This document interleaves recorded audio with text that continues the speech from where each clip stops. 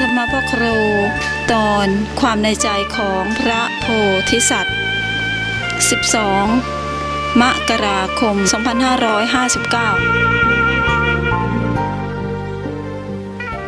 ฟังเข้าใจนะอาตมาก็บรรยายให้มันละเอียดลึกซึ้งขึ้นไปเรื่อยๆศึกษาไปดีๆที่สามัญญผลสูตรก็ขอทวนยังเหลือเวลาอีกตั้งครึ่งชั่วโมง30 นาทีสามัญญผลสูตรนี่ชัดเจนท่านยังไม่ได้กล่าวคำว่าจรณะวิชาจรณะในสูตรนี้ท่านจะไประบุเป็นภาษาว่าวิชาจรณะแต่ท่านกล่าวในต้นเหมือนกันว่าพระพุทธเจ้านั้นเป็นผู้มีวิชาจรณะแล้วแล้วก็เวลาไอ้ที่ปฏิบัติมันก็วิชาจรณะทั้งนั้นแหละในอภัตตสูตรต่อไปเนี่ยท่านจะกล่าวคำว่าวิชาจรณะไว้ค่อยอ่านเมื่อถึงแล้วก็มันคงจะถึงตรงไหนตรงหนึ่งแหละวิชาจรณะสัมปันโนที่ตรัสมาแล้วตั้งแต่สูตรสามัญญผลนี่ไปส่วนสูตรพรหมชาลสูตรนั้นท่านไม่ได้อธิบายถึงกระบวนการเขาวิชาจรณะหมดท่านอธิบายแต่เรื่องของศีลจั่วหัวศีลจุลศีลมัชฌิมศีลมหาศีลเป็นของศาสนาพุทธแล้วก็มีพระพุทธเจ้าอุบัติแล้วพระเจ้าอุบัติก็ย่อมรู้จักทิฏฐิทฤษฎีหลักเกณฑ์แล้วท่านก็ตรัสหลักเกณฑ์ที่มิจฉาขึ้น62ทิฏฐิทฤษฎีหรือทิฏฐิ62คนทั้งหลายเพราะพระพุทธเจ้านี่เป็นผู้เดียวที่เป็นธรรมสามีที่เป็นเจ้าของธรรมะที่เป็นโลกุตระเป็นเจ้าของศาสนาพุทธซึ่งมีศาสนาเดียวในโลกเมื่อไรก็แล้วแต่ที่เป็นศาสนาที่เป็นโลกุตรธรรมศาสนาอื่นเอาไปบ้างแต่ไม่ได้ไม่ใช่เป็นเจ้าของและได้ไม่เต็มไม่หมดหรอกเอาไปบ้าง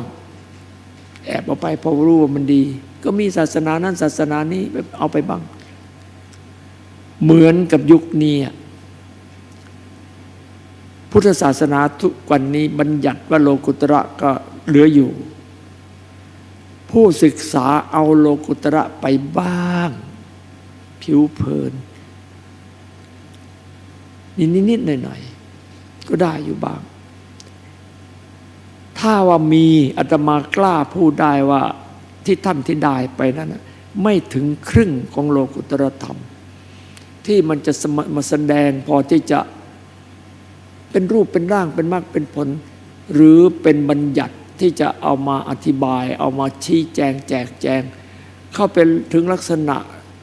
จิตเจตสิกเข้าไปถึงลักษณะอภิธรรมเช่นแจกแจงเวทนา108ไม่ได้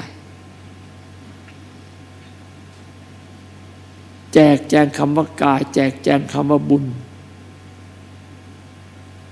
อย่างที่อาตมาพาแจกแจงให้ฟังเนี่ยไม่ได้เพราะไม่มีโลกุตระ80 90 100%ขึ้นไปแค่50นี่ไม่ได้อธิบายไม่ได้จริงๆอาตมาว่าไม่ถึง50กันด้วยทุกวันนี้มีไม่ถึง50โลกุตระมีไม่ถึง50หรอกทุกวันนี้นะรู้บัญญัติรู้ความหมายเราแต่เข้าไม่ถึงจริงนะเข้าไม่ถึงความเหนือโลกนะและโลกทุกยุคทุกสมัยถ้าศาสนาพุทธไม่ขึ้นมาประกาศปรากฏจริงขึ้นมาแล้วเนื้อศาสนาพุทธเป็นโลกุตรธรรมเป็นอริยธรรมเนี่ยยังเป็นเนื้อดีอยู่ก็มีศาสนาพุทธ แล้วมันจะค่อยๆเลือนไปจากคนจะรับไม่ได้หรือว่าเอาไม่ได้ เอาไม่ได้ก็หายไปจนหมดสิ้นศาสนาพุทธโลกุตตรธรรมหมดสิ้นนี่ 2,600 กว่าปีมาถึงวันนี้เลือนไปหายไปเกือบหมดแล้วอาตมาเดินมาเจอสระน้ำลึกเห็นมนุษย์ตกน้ำอยู่ในน้ำลึกในวายสำลักน้ำจะจมน้ำกันเต็มไปหมดจมแล้วก็มีเยอะแยะมีอนันตริยกรรมก็เยอะแยะอาตมาช่วยไม่ได้จมไปตายไปกันเยอะแต่ก็ยังโอ้โหลอยคอเยอะอาตมาก็เลยต้องโดดลงมาช่วยเอาเครื่องมือช่วยคนตกน้ำคือโลกุตตรธรรมอริยธรรมมาช่วยเสร็จแล้วมันวุ่นเหลือเกินถ้าอาตมาไม่แข็งนี่นะพวกนี้ดึงอาตมาตกจมน้ำไปด้วยหมดดีอาตมามันมีความฉลาดบ้างก็เลยเอาตัวรอดช่วยขึ้นมาได้บ้างแล้วตัวเองก็ยังไม่ตาย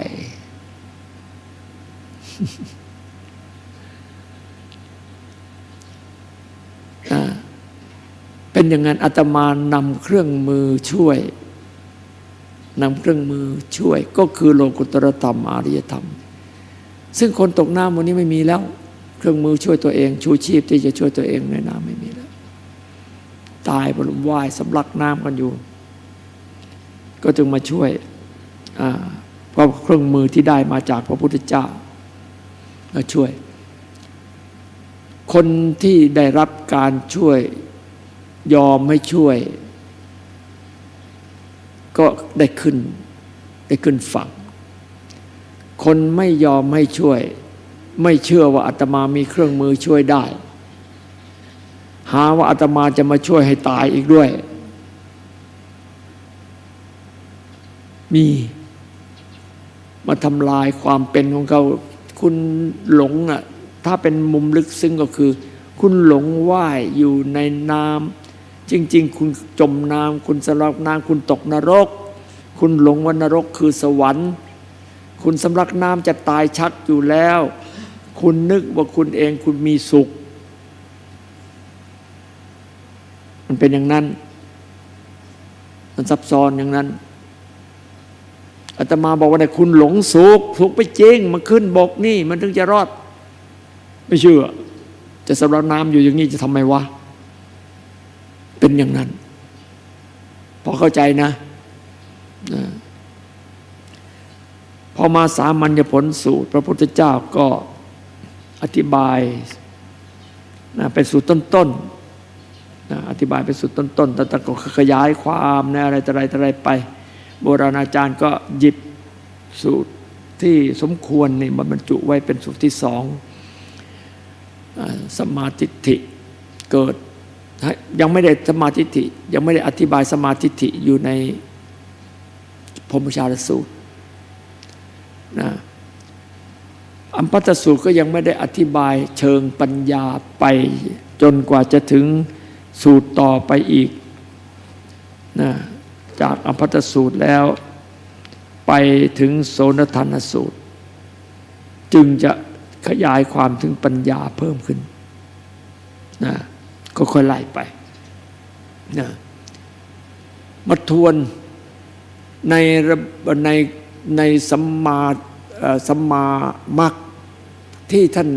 ตรัสขึ้นต้นๆในสามัญญผลสูตรนี่คือศีลสมาธิปัญญาเนี่ย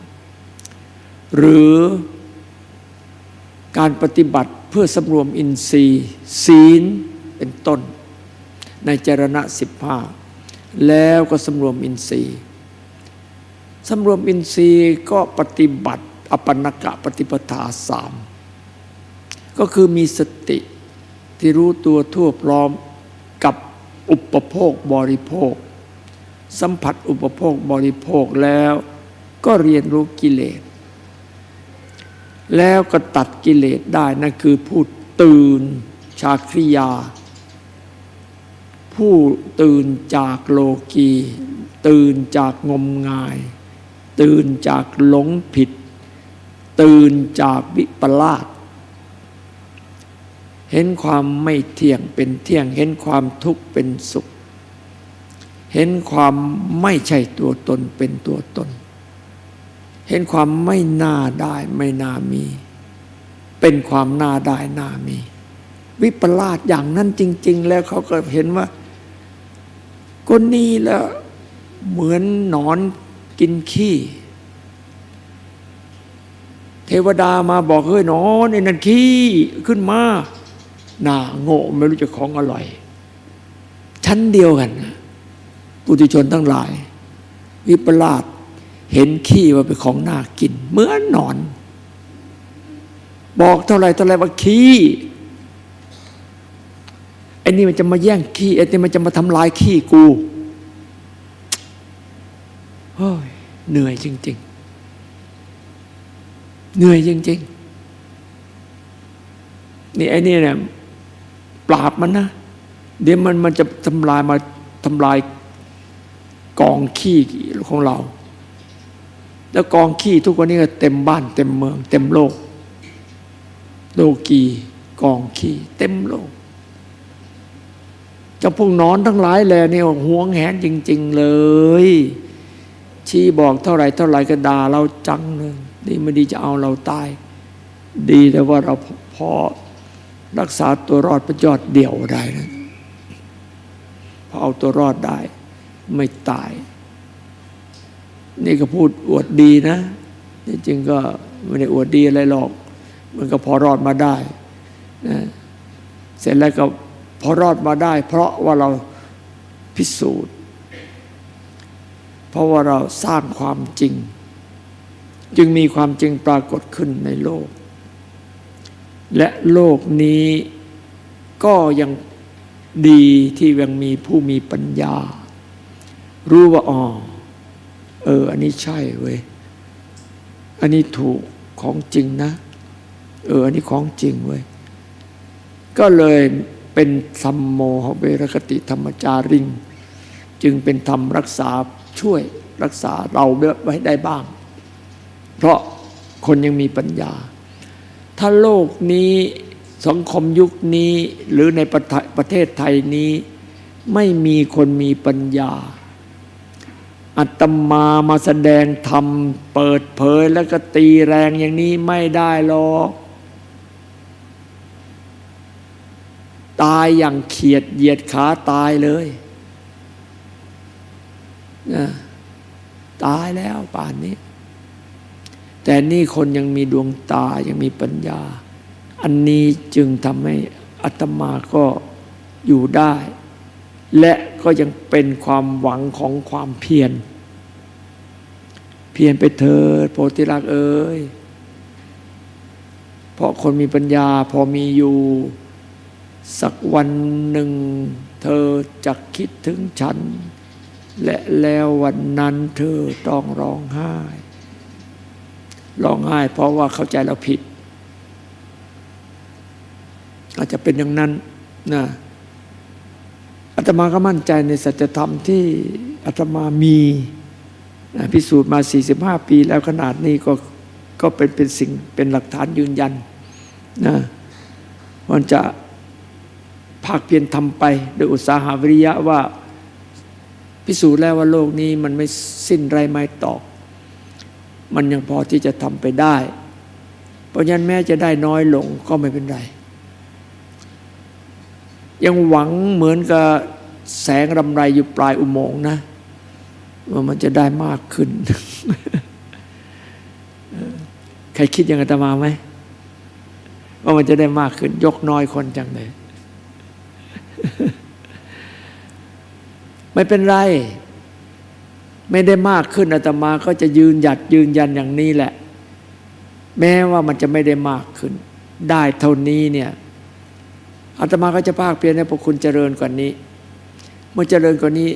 รูปธรรมมันก็จะดีกว่านี้คนที่มีดวงตาก็จะเห็นชัดขึ้นกว่านี้จริง มันจะเป็นอย่างนั้นเพราะงั้นมันไม่เสียหลายหรอกไม่เสียหลาย มันจะค่อยๆเป็นไป เท่าที่อาตมาจะฟื้นสังขารภาคเพียรให้สังขารมันยืนยาวไปจริงๆภาคเพียรอยู่ได้เท่าไรก็เอาตั้งเป้าไว้ถึง151นี่ก็คนก็หัวร่อฟันร่วงมาอยู่แล้วล่ะนะเขาพวกที่เขาไม่ได้ศรัทธาเริ่มใสนี่ก็ฟังบ้าอยู่ได้ จะดู151เนาะนะอาตมาก็ไม่ได้คิดว่ามันจะถึงไม่ถึงหรอกนะภาคเพียรไปได้เท่าไหร่ก็เท่าอาตมาไม่ไปดูถูกอะไรทั้งนั้นนะดูถูกตัวเองดูถูกสิ่งที่เป็นไปอาตมาไม่ได้ตั้งใน151ใช่ไหมใครจำนิทานได้ไหมเรื่องที่มา151อาตมาไม่ได้เป็นคนตั้งอาตมาไม่ได้เป็นคนกำหนดอาตมาก็ตั้งไปทั้งนั้นตามภาษามีอะไรก็เอาไปนะ151ก็ตัวเลขนี้ก็เอาตัวนี้ตั้งไว้อยู่ไปรักษาไปถ้าเผื่อฟลุกมันถึง151จริงโอ้โหอาตมาว่าถ้าอาตมาอยู่ได้จริงเนี่ยนะลองเดาดูซิว่าศาสนาพุทธที่อาตมาพาทำนี่จะคล่องตัวความนี้มากไหมใช่ไหมซึ่งเราก็เดาได้แล้วก็เป็นจริงด้วยถ้าอาตมาอยู่ได้ถึง151เนี่ยคล่องตัวกันนี้แยะเลยจะเป็นที่ยอมรับกันเพิ่มขึ้นจริงๆเพราะว่าสัจธรรมอันนี้ลึกๆของมนุษยชาติเขาต้องเอาและเขาก็แสวงหาอันนี้แหละแต่เขาหนึ่งก็ยังไม่เข้าใจเขายังไม่เข้าใจว่าโลกุตตรธรรมเป็นอย่างนี้เหรอมาเอาแบบคนจนอย่างนี้เหรอมาขาดทุนของเราคือกำไรของเราอย่างนี้แล้วมันจะอยู่ได้ไงเขายังไม่เข้าใจและเขาก็ยังไม่เชื่อไม่เข้าใจแม้เข้าใจก็ไม่เชื่อ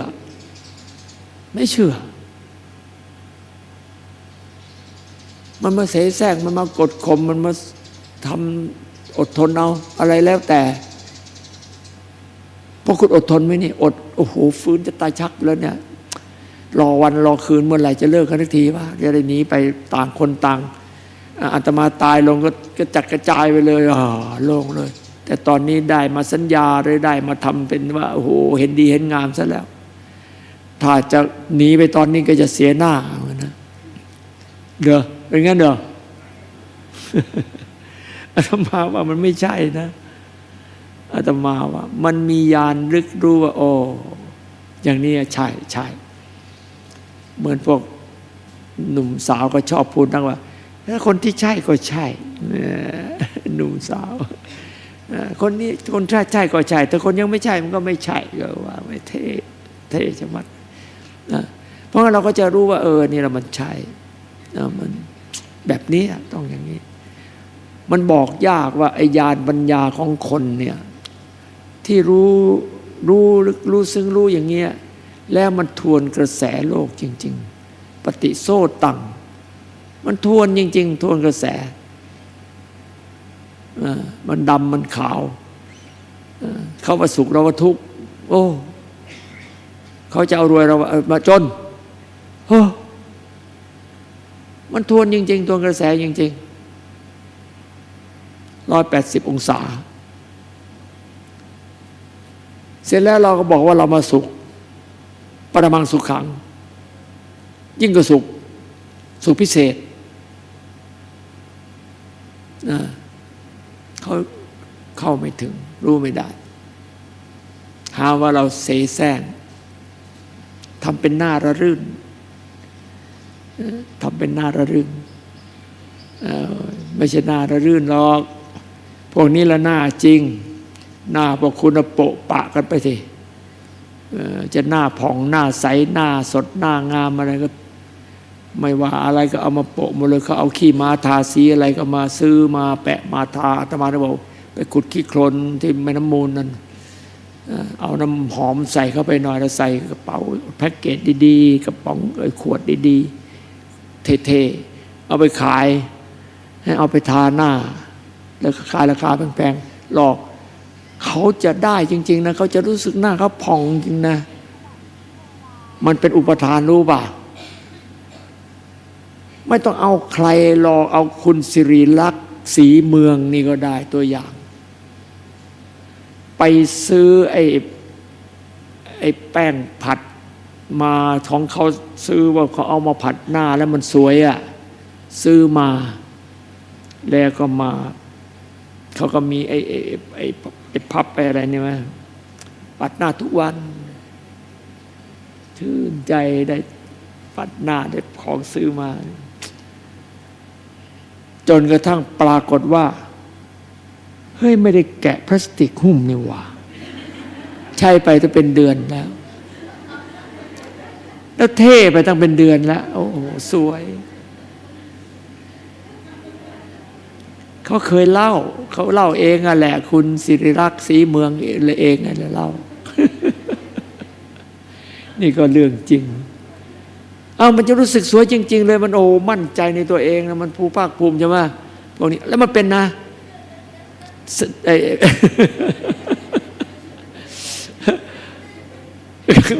เขาลัดคำอะไรเขาก็มาเอาผ้าปัดเขาปัดทุกวันเขาก็เท่สวยไปโอ้แต่ก็ปิดเก็บวันรุ่งเช้ามาหรือวันที่จะปัดเอามาปัดได้ทาหน้าทาตาได้ทำป้ายเสร็จแล้วก็โอ้รู้สึกหน้าเกลี้ยงหน้าดีหน้าผ่องอะไรสุขมันเป็นพลังงานทางจิต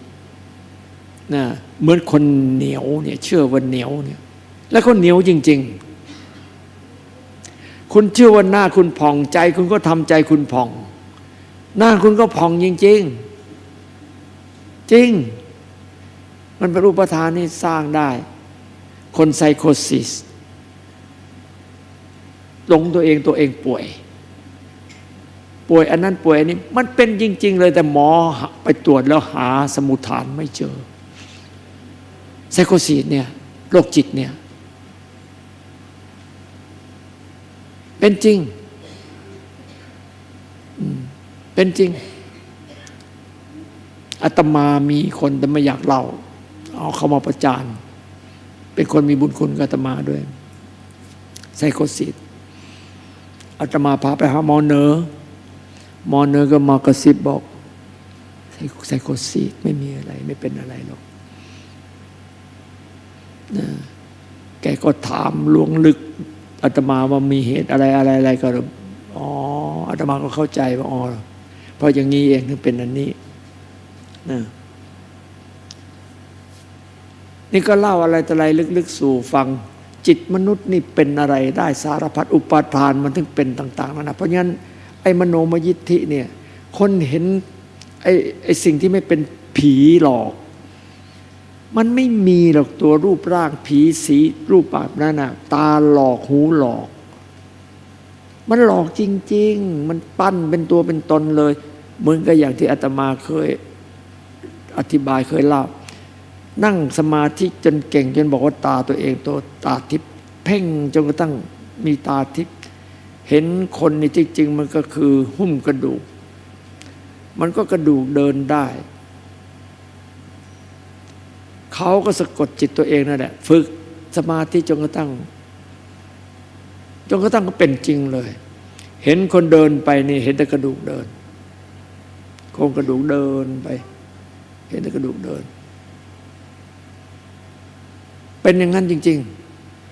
ๆเห็นเลยก็ชั้นเดียวกันอันเดียวกันกับคนที่เขาเห็นผีหลอก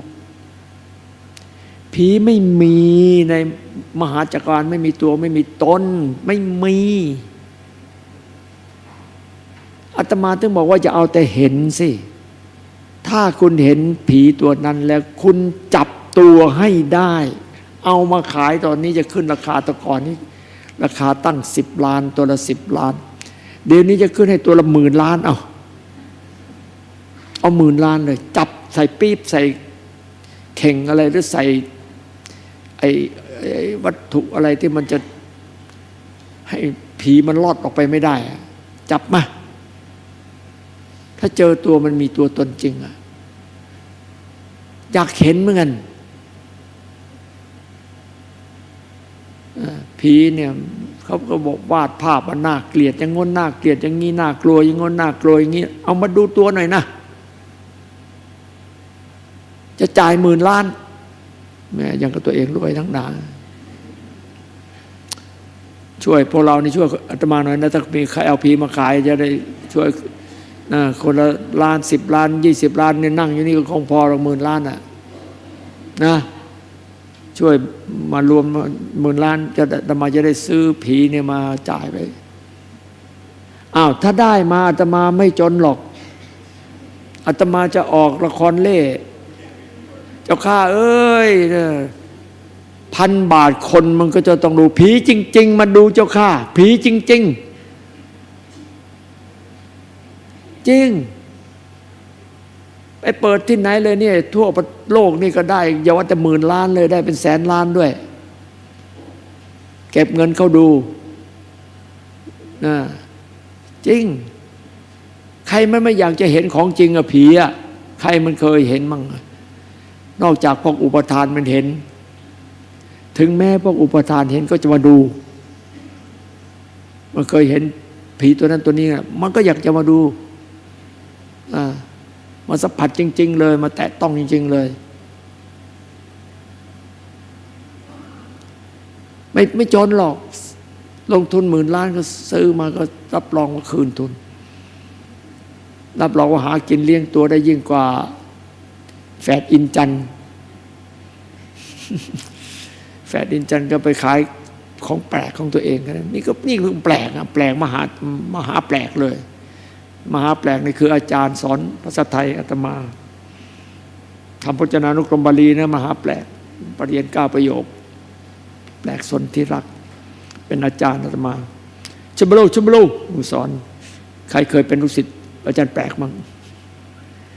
อาจารย์แปลกนี่ก็เอ็นดูอาตมาเพราะบ้านแกอยู่อนุสาวรีย์ชัยสมรภูมิเนี่ยอยู่ซอยนะอาตมาเป็นเด็กส่งหนังสือพิมพ์เรียนม.7 ม.8 แกสอนภาษาไทยสอนศีลธรรมเย็นอาตมาก็ถีบจักรยานไปส่งหนังสือพิมพ์ให้ที่บ้านแกก็รู้จากชีวิตชีวิตต่อสู้ชีวิตเลี้ยงตัวเองเรียนหนังสืออะไรก็รู้เอ็นดูแปลกบางวันก็เรียกกินข้าวที่บ้านแต่เราไปส่งหนังสือพิมพ์เราก็ไม่แวะกินไม่ไหวเสียเวลาอาจารย์แปลกตอนหลังพออาตมาทำงานแล้วก็ออกมาเป็นอย่างนี้ไม่พูดกับอาตมาเลย อาจารย์แปลกสนธิรักโอ้เล่าแต่เรื่องเก่าเว้ยมันแสดงความเป็นคนอายุมากไม่แก่เท่านั้นแหละเอาละอาตมาก็พอเหลือเวลาหลังๆก็ผ่อนคลายเราตั้งอกตั้งใจเคร่งกับการเรียนคอนเซนเทรตกับการศึกษาแต่อาตมาว่าพวกเราก็คงไม่คอนเซนเทรตมากใช่ไหมรู้สึกก็ตั้งใจฟังก็ไม่คอนเซนเทรตหนักนะแต่มันก็ยากนะมันละเอียดบางทีมันก็ถ้าฟังเพลินๆบางทีอาตมาก็ว่ามันก็ไม่ค่อยจะเข้าใจได้ดีแต่ถ้าตั้งใจฟังดีๆสุดสู้สั่งละพะเตปัญญังมันก็จะเกิดปัญญามันก็จะเกิดรู้ฟังดีๆตั้งใจฟังดีๆนะเพราะว่าสาระธรรมะของพระเจ้าเนี่ยมันลึกซึ้งมันต้องซ้ำต้องซากต้องย้ำต้องซ้ำต้องทวนแล้วเราจะได้ฟังแล้วเข้าใจขึ้นนะของเดิมภาษาเดิมอย่างเดิมวนแล้ววนอีกมันก็เข้าใจใหม่ได้เรื่อยๆลึกขึ้นจริงอย่างนั้นจริงๆเหมือนคุณอ่านพระไตรปิฎกเนี่ยพระไตรปิฎกนี่ตัวหนังสือตัวเก่าทั้งนั้นเลยบัญญัติเก่าทั้งนั้นเลยพอคุณมาศึกษาได้รับความรู้เพิ่มขึ้นคุณมาอ่านพระไตรปิฎกอีกทีโอ้เข้าใจขึ้นยิ่งคุณพัฒนาได้เพิ่มภูมิขึ้นอีกคุณมาอ่านอีกตัวหนังสือตัวเก่าทั้งนั้นน่ะพระไตรปิฎกเปิด อ่านแล้วเข้าใจขึ้นเข้าใจขึ้นเขาชื่อชั้นใดอ่ะเพราะฉะนั้นอาตมาถึงได้เขียนเพลงแห่งความซ้ำซากคือถึง10 บทคนมันรังเกียจความซ้ำซากยิ่งมีอัตตายิ่งเกลียดความซ้ำซากความซ้ำซากเนี่ยมันเป็นคุณค่ามันเป็นประโยชน์อย่างแท้จริงเดี๋ยววันหลังเอาเพลงความซ้ำซากมาอ่านให้ฟัง10 บทนะอาตมาเขียนหมายเลขความซ้ำซากหมายเลข 1หมายเลข 1ไปถึงหมายเลข 10เพลงอริยะหมายเลข 10เพลงชีวิตหมายก็เขียน10เลขหมายเพลงอริยะก็10เลขไม้เพลงความซ้ำซากก็10เลขไม้เขียนไว้อยู่ในมั่งก็ไม่รู้แต่สำหรับวันนี้ก็ปิดก่อนเจริญธรรมทุกคน